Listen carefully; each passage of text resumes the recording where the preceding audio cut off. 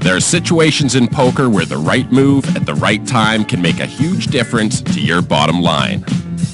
Today we explain one of the best moves, floating the flop.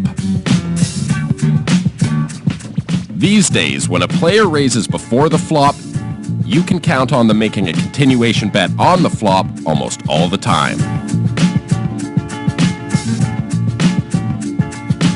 And because most starting hands miss the flop about 2 out of 3 times, you can catch those players continuation betting when they have really weak hands. Floating refers to calling their continuation bet on the flop with the intention of winning the pot by bluffing later in the hand.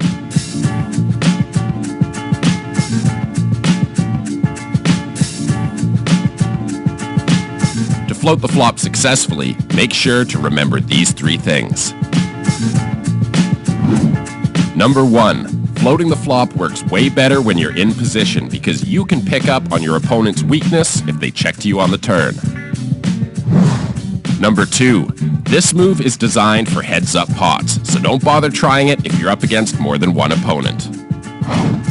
And number 3.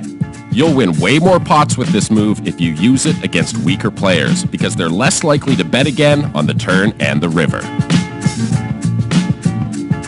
To float the flop successfully, it's really important to know your opponent. Look for players who are opening a lot of pots and continuation betting on every flop. A lot of players know they should be aggressive, but they have a hard time getting beyond a pre-flop raise and just one continuation bet. Good players, however, are tough, and they won't roll over just because you called the flop and bet the turn.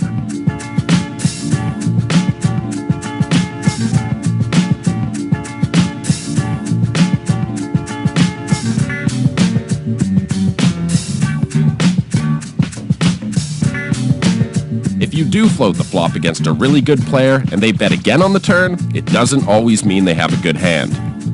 If you still think they're bluffing, consider raising on the turn.